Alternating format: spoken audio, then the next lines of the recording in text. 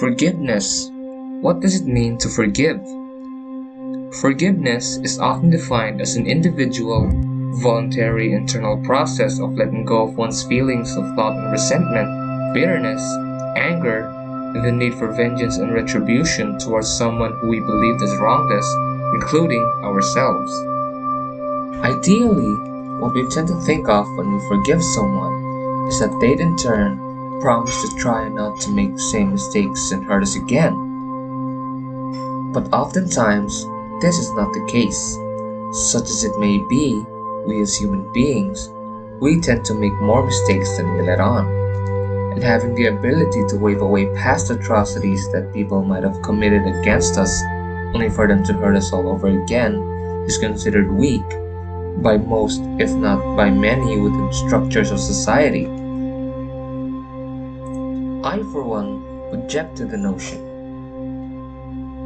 In the movie The Descendants, George Clooney plays Matthew King, a lawyer and a father living in Honolulu, Hawaii, struggling to raise his two daughters whilst having to juggle his work and attending to his estranged wife Elizabeth King, who is in a coma in the hospital due to a boating accident.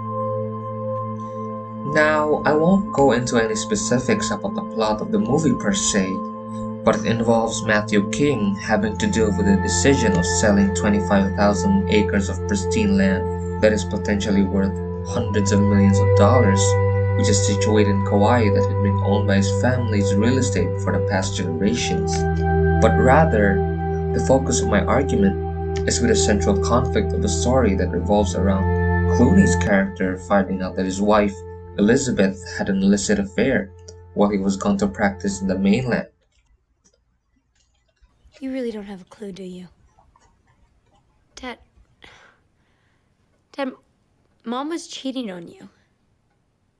The plot of the story progresses as we see how that revelation urges King to come to terms with his wife's infidelity, and as to whether or not he should react the way that he feels after hearing the news about her.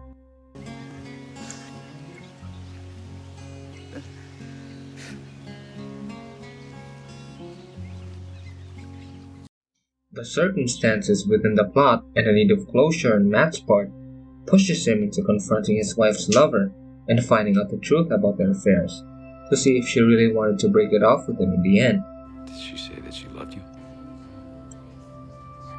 He later finds out halfway throughout the film when he confronts his wife's partner, played by Matthew Lillard, that she was dead serious of leaving him for Brian, who is Lillard's character in the film, by the way. Now, in a typical situation such as this, wherein confronted with the revelation that your wife is having an affair behind your back, would soon start to devolve into a heated argument that would in turn incite a brawl later on.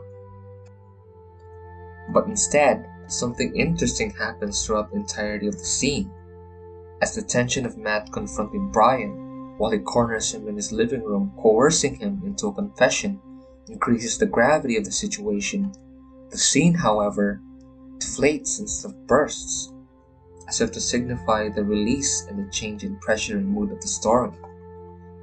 I mean, Clooney's character could have just easily told Lillard's wife, who was in the next room, about her husband's extramarital affairs, just for the spite of it and to also ruin his life, the same way Brian Spears ruined Clooney's life in the film. You a favor here, pal. I could go out there right now and I could fuck you up, so get a better attitude. But instead of letting himself be consumed by his rage, he lets go of his hate for Lillard's character, Brian Spears. Then he tells him that they're gonna pull the plug on her soon enough, and that he should come to say his goodbyes out of decency. This, for me, is the turning point of the film, signifying his triumph over his adversary and his trials spread throughout the film. Now, at this moment, I knew that Matt King succeeded in all of his turmoils, because instead of giving into his rage and just let Brian receive the full-on vindication they justifiably deserves, Matt, on the other hand, instead chose to rise above it and finally came to terms of his wife's unfaithfulness in order to move on to tend to what mattered to him most in his life, having to take care of his two younger daughters. But the scene that really captured what the movie stood for was when Judy Gear, Lillard's wife in the movie, came in place of Brian to say his apologies. I know. That's why I came, because I know. I came because Brian wouldn't, and that just didn't seem right. I thought someone from my family should come.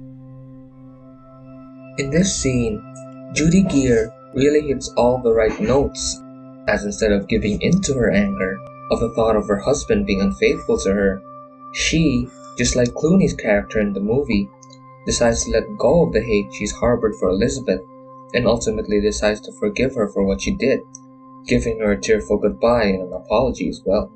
I just want to tell you. I forgive you. I forgive you for trying to take Brian away. I forgive you for trying to destroy my family. I just have to forgive you, even though I should hate you. She had every right to get mad at Elizabeth for what she did to her family, but it wouldn't be worth it, because she wouldn't hear it. She'd essentially be talking back to no one, signifying that the only one who really gets hurt in the process of letting hate and rage take over us, in the end, is ourselves. For me, the movie The Descendants is far from what one could consider as a cautionary tale about infidelity, but rather, the central theme that this movie revolves around is having the courage to let go of any buried feelings of hate and resentment one has harbored throughout the years so that it won't fester and gestate into unbridled emotions that could significantly inflict harm and damage to one's health and personal well-being.